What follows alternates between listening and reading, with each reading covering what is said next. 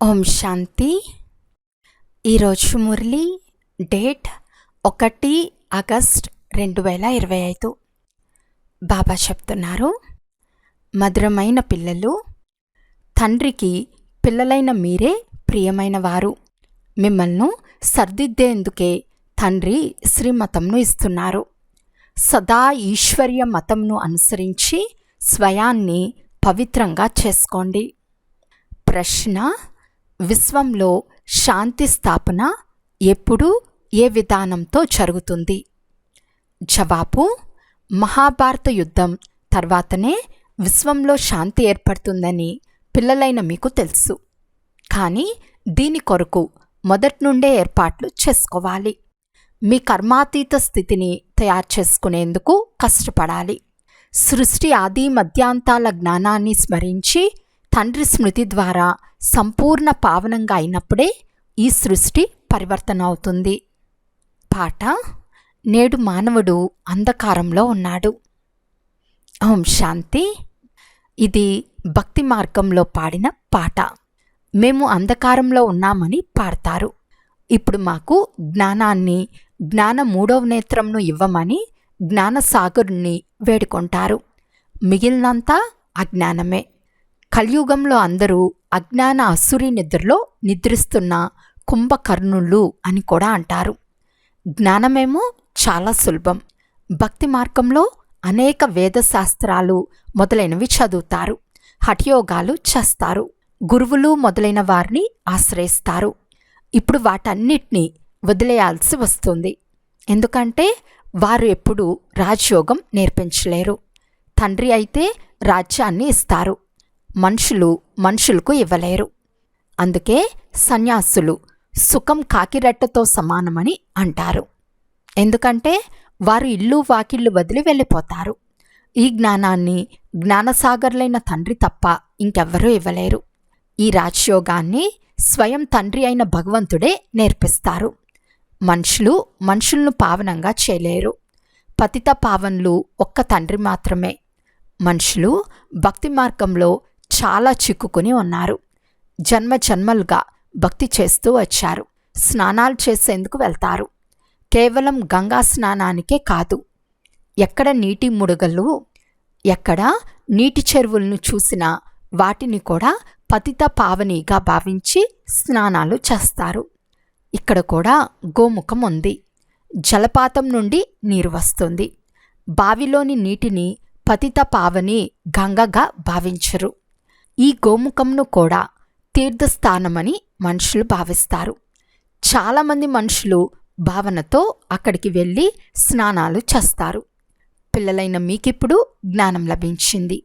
ఈ జ్ఞానాన్ని మీరు చెప్పిన మనుషులు ఒప్పుకోరు. తమదైన దేహాహంకారం చాలా ఉంది. మేము ఇన్ని శాస్త్రాలు చదివాము అని అంటారు, గర్విస్తారు. తండ్రి చెప్తున్నారు, ఇంతవరకు చదివిందంతా మర్చిపోండి. ఇప్పుడు ఈ విషయాలన్నీ మనుషులకు ఎలా అర్థం చేయించాలి? అందువలన జ్ఞాన పాయింట్లు అచ్చువేయించి విమానం నుండి క్రిందకు వేయమని తండ్రి చెప్తున్నారు. ఈ రోజుల్లో విశ్వంలో శాంతి ఎలా స్థాపించాలని అడుగుతారు.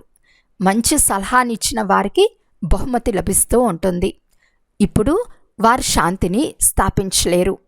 ఈ సమయంలో శాంతి ఎక్కడుంది? అసత్య బహుమతులు ఇస్తూ ఉంటారు. ఈ యుద్ధం తర్వాతనే విశ్వంలో శాంతి ఏర్పడుతుందని మీకు తెలుసు. ఈ యుద్ధం ఏ నిమిషంలోనైనా ప్రారంభం కావచ్చు. అటువంటి ఏర్పాట్లు జరిగి ఉన్నాయి. కేవలం పిల్లలైన మీదే ఆలస్యం. మీరు కర్మాతీత స్థితిని ఎప్పుడు పొందుతారో అప్పుడు యుద్ధం ప్రారంభమవుతుంది. ఇందులోనే శ్రమ ఉంది. బాబా చెప్తున్నారు, సదా నన్నొక్కరినే స్మృతి చేయండి. గృహస్థ వ్యవహారంలో ఉంటూ కమల్ పుష్ప సమానంగా పవిత్రంగా అవ్వండి. సృష్టి ఆది మధ్యాంతాల జ్ఞానాన్ని స్మరిస్తూ ఉండండి.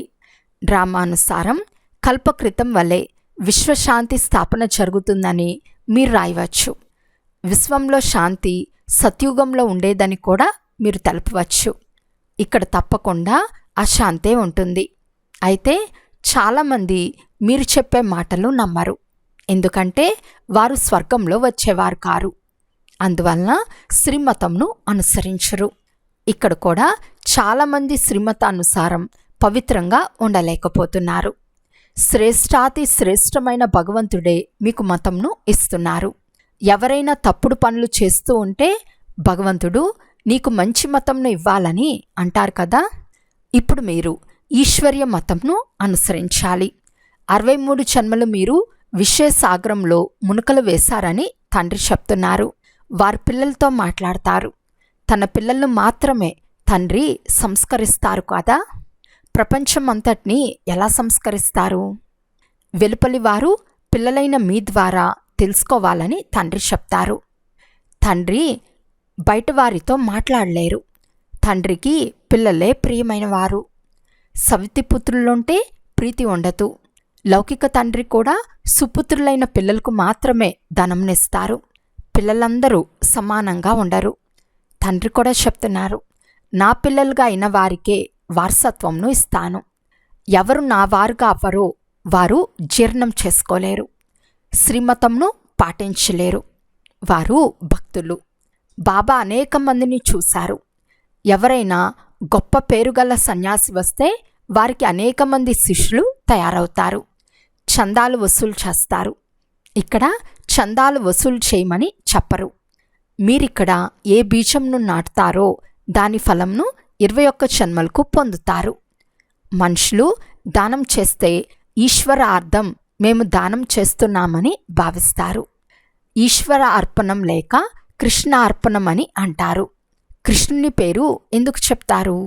ఎందుకంటే వారిని గీతా భగవానునిగా భావిస్తారు. శ్రీ రాధా దర్పణమని ఎప్పుడు అనరు. ఈశ్వర అర్పణము లేక కృష్ణ అర్పణము అని అంటారు. ఎందుకంటే ఫలంను ఇచ్చువారు ఈశ్వరుడు ఒక్కరే అని తెలుసు. ఎవరైనా ధనవంతుని ఇంట్లో జన్మిస్తే గత జన్మలో చాలా దానపుణ్యాలు చేశారని అంటారు కదా. రాజులుగా కూడా అవ్వవచ్చు, కానీ అది అల్పకాలిక కాకిరెట్టకు సమానమైన సుఖం. రాజులకు కూడా సన్యాసాన్ని ఇప్పించుకున్నప్పుడు స్త్రీ పాము అని సన్యాసులు చెప్తారు. కానీ ద్రౌపది దుశ్శాసనుడు నన్ను అపవిత్రం చేస్తున్నాడు అని దీనంగా పిలిచింది కదా. ఇప్పుడు కూడా మా గౌరవాన్ని రక్షించమని అబలలు ఎంతగా వేడుకుంటున్నారు. బాబా వీరు మమ్మల్ని చాలా హింసిస్తున్నారు, విషంనివ్వకపోతే చంపుతామని అంటున్నారు, ఈ బంధనముల నుండి రక్షించండి అని వేడుకుంటున్నారు. తండ్రి చెప్తున్నారు, ఈ బంధనాలు తప్పకుండా సమాప్తమవుతాయి. తర్వాత 21 జన్మలు ఎప్పుడూ అపవిత్రం అవ్వనే అవ్వరు. అక్కడ వికారాలే ఉండవు. ఈ మృత్యులోకంలో ఇది మీ అంతిమ జన్మ. ఇది వికారీ ప్రపంచం. రెండో విషయం తండ్రి చెప్తున్నారు, మనుషులు ఈ సమయంలో చాలా బుద్ధిహీనులుగా అయిపోయారు. ఎవరైనా మరణిస్తే స్వర్గస్థులయ్యారని అంటారు. కానీ ఇప్పుడు స్వర్గం ఎక్కడ ఉంది? ఇది నరకం. స్వర్గవాసులయ్యారు అంటే ఇప్పుడు తప్పకుండా నరకంలో ఉండినారనే కదా. కానీ ఎవరికైనా నీవు నరకవాసివి అని నేరుగా చెప్తే విరుచుకుపడతారు. ఇలాంటి వారికి మీరు జాబు రాయాలి. ఫలానా వారు స్వర్గస్థులయ్యారని చెప్తున్నారు అంటే దాని అర్థం మీరు నరకవాసులే కదా. మీరు సత్యంగా స్వర్గంలోకి వెళ్ళే యుక్తిని మేము తెలియచేస్తాము అని కూడా రాయండి. ఈ పాత ప్రపంచం ఇప్పుడు సమాప్తం అవ్వనున్నది. ఈ యుద్ధం తర్వాత 5000 సంవత్సరాల క్రితం వలె విశ్వంలో శాంతి ఏర్పడుతుందని వార్తాపత్రికల్లో ప్రకటించండి. అక్కడ ఒకే ఒక్క ఆది సనాతన దేవీ దేవతా ధర్మం ఉండేది. అక్కడ కూడా కంస, జరాసంధులు మొదలైన అసురులుండేవారని, త్రేతాయుగంలో రావణుడు ఉండేవాడని ఆ మనుషులు అంటారు. ఇప్పుడు వారితో ఎవరు తలబాదుకోవాలి? జ్ఞానానికి భక్తికి రాత్రికి పగలుకున్నంత వ్యత్యాసం ఉంది. ఇంత సహజమైన విషయం కూడా ఎవరి బుద్ధిలోనైనా చాలా కష్టంగా కూర్చుంటుంది. కనుక ఇలాంటి నినాదాలను తయారు చేయాలి. డ్రామానుసారం ఈ యుద్ధం తర్వాత శాంతి ఏర్పడుతుంది. కల్పకల్పం విశ్వంలో శాంతి ఏర్పడుతుంది. మళ్ళీ కలియుగ అంతంలో అశాంతి ఏర్పడుతుంది. సత్యుగంలోనే శాంతి ఉంటుంది. గీతలో పొరపాటు చేయటం వల్లనే భారతదేశానికి ఈ పరిస్థితి వచ్చిందని రాయవచ్చు. పూర్తి 84 జన్మలు తీసుకున్న శ్రీకృష్ణుని పేరు వేశారు. శ్రీనారాయణుని పేరు కూడా వేయలేదు.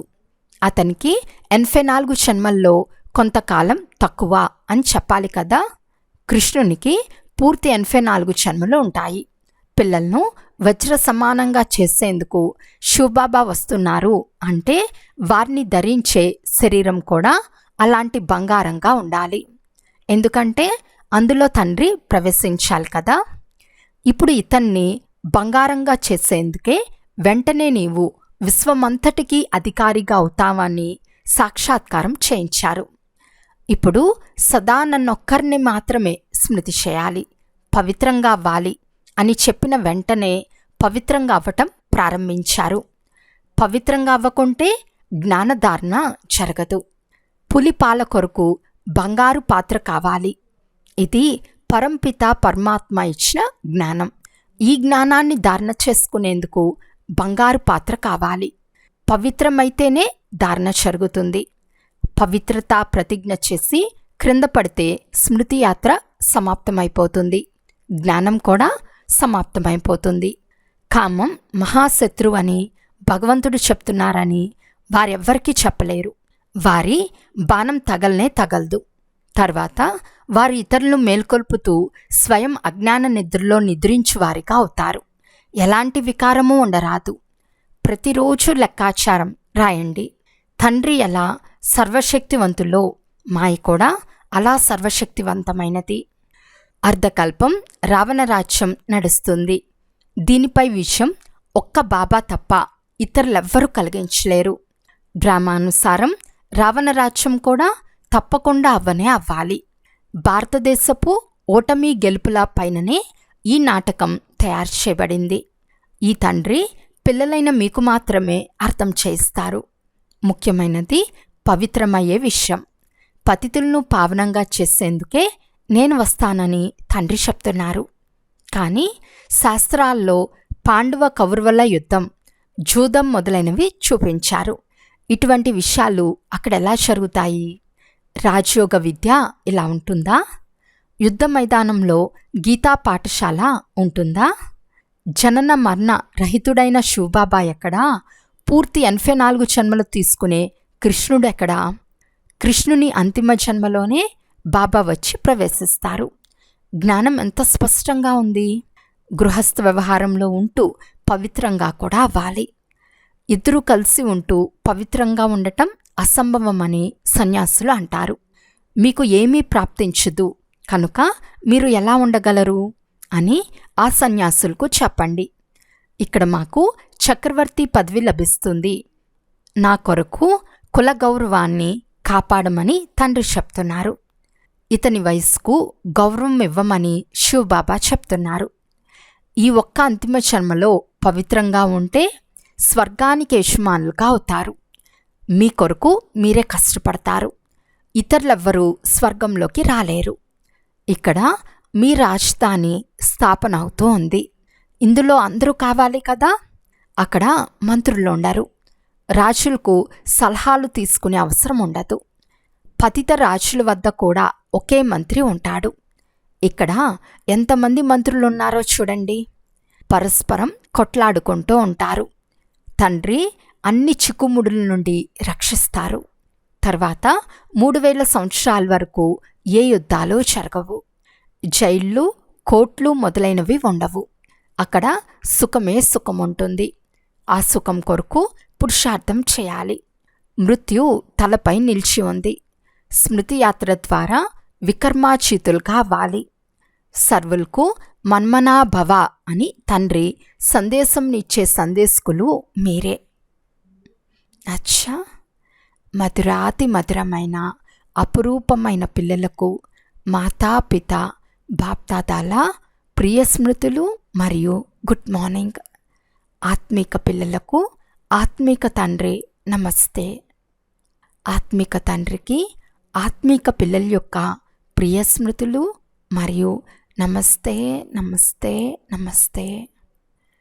ధారణ కొరకు ముఖ్య సారము. ఫస్ట్ పాయింట్, జ్ఞానాన్ని ధారణ చేసేందుకు పవిత్రంగా అయి బుద్ధిరూపీ పాత్రను స్వచ్ఛంగా చేసుకోవాలి. ఇతరులను మేల్కొల్పి స్వయం నిద్రించే జ్ఞానులుగా అవ్వకండి. సెకండ్ పాయింట్, నేరుగా తండ్రి ఎదుట సర్వస్వం అర్పించి శ్రీమతంను అనుసరించి 21 జన్మలకు రాజపదవి తీసుకోవాలి. ఈరోజు వరదానము: ప్రతి శక్తిని కార్యంలో ఉపయోగించి వృద్ధి చేసుకునే శ్రేష్ఠ ధనవంతులు లేక వివేకవంతులుగా అవ్వండి. వివేకవంతులైన పిల్లలకు ప్రతి శక్తిని కార్యంలో ఉపయోగించే విధానము తెలుసు. ఎవరు ఎంతగా శక్తులను కార్యంలో ఉపయోగిస్తారో అంతగా ఆ శక్తులు వారిలో వృద్ధిని పొందుకుంటాయి. కనుక ఈశ్వర్య బడ్జెట్ను ఎలా తయారు చేసుకోవాలి అంటే, విశ్వంలోని ప్రతి ఆత్మ మీ ద్వారా ఎంతో కొంత ప్రాప్తి చేసుకుని మీ గుణాలను మహిమ చేయాలి. అందరికీ ఎంతో కొంత ఇవ్వాలి. ముక్తి అయినా ఇవ్వండి, జీవన్ముక్తి అయినా ఇవ్వండి. ఈశ్వర్య బడ్జెట్ తయారు చేసి సర్వశక్తులను పొదుపు చేసి జమ చేయండి. అంతేకాక జమైన శక్తుల ద్వారా ఆత్మలందరినీ బికారితనం నుండి, దుఃఖము, అశాంతి నుండి ముక్తం చేయండి. స్లోగన్: శుద్ధ సంకల్పాలను మీ జీవితం యొక్క అమూల్యమైన ఖజానాగా చేసుకుంటే సంపన్నంగా అయిపోతారు. అవ్యక్త సూచన: సహజ యోగిగా అవ్వాలి అంటే పరమాత్మ ప్రేమ యొక్క అనుభవీలుగా అవ్వండి. పరమాత్మ ప్రేమ యొక్క అనుభవీలుగా అయినట్లయితే అదే అనుభవం ద్వారా సహజ యోగులుగా అయి ఎగురుతూ ఉంటారు. పరమాత్మ ప్రేమ ఎగిరించే సాధనము. ఎగిరేవారు ఎప్పుడు భూమి ఆకర్షణలోకి రారు. మాయ ఎంత ఆకర్షించే రూపం కలిగి ఉన్నా ఆ ఆకర్షణ ఎగిరే కలలో ఉన్న వారి వద్దకు చేరుకోలేదు. ఈరోజు మాతేశ్వరి గారి అమూల్యమైన మహావాక్యాలను విన్నాము. ఇప్పుడు వికర్మలు చేసే కాంపిటీషన్ చేయరాదు. మొట్టమొదట మేము ఎలాగైనా వికారాలను వశం చేసుకోవాలి అనే లక్ష్యం తప్పకుండా ఉంచుకోవాలి. అప్పుడే ఈశ్వర్య సుఖం, శాంతిలో ఉండగలరు. మీ ముఖ్య పురుషార్థం స్వయం శాంతిగా ఉంటూ ఇతరులను శాంతిలోకి తీసుకురావటం. ఇందులో తప్పకుండా సహనశక్తి కావాలి. అంతా స్వయంపై ఆధారపడి ఉంది. అంతేగాని ఎవరైనా ఏమైనా అన్నారు అంటే అశాంతిలోకి రావాలని కాదు. జ్ఞానంలో మొట్టమొదటి గుణం సహనశక్తిని ధారణ చేయాలి. అజ్ఞాన కాలంలో ఎవరు ఎంతగా తిట్టినా నాకెక్కడ తగిలాయి అని అంటారు కదా. భలే స్వయం తిట్టిన వారు అశాంతిలోకి వస్తారు. వారికే లెక్కాచారం తయారైంది. కానీ మనం కూడా అశాంతిలోకి వచ్చి ఏదో ఒకటి అన్నాము అంటే మనకు వికర్మలు తయారవుతాయి. కనుక వికర్మలు తయారు చేసుకునే కాంపిటీషన్ చేయరాదు. మీరు వికర్మలను భస్మం చేసుకోవాలి, తయారు చేసుకోరాదు. వికర్మలు జన్మ జన్మాంతరాలుగా తయారు చేసుకుంటూ వచ్చారు. దుఃఖం అనుభవిస్తూ వచ్చారు. ఇప్పుడు జ్ఞానం లభిస్తూ ఉంది. ఈ పంచవికారాలను జయించండి. వికారాలు కూడా చాలా విస్తారంగా ఉన్నాయి. చాలా సూక్ష్మ రీతిలో వస్తాయి.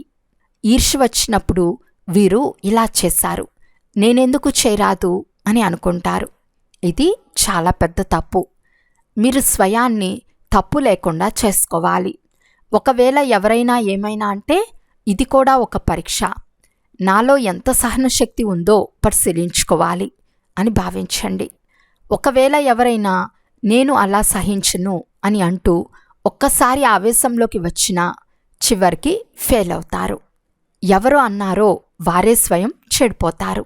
కానీ మీరు బాగుపడాలి, కానీ చెడిపోరాదు.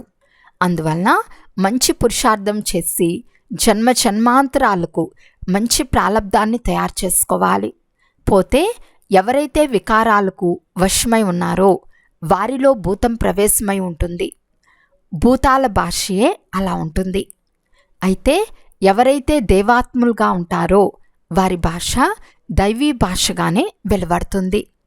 కనుక స్వయాన్ని దైవీగా చేసుకోవాలి, అసురీగా చేసుకోరాదు. అచ్చా, ఓం శాంతి.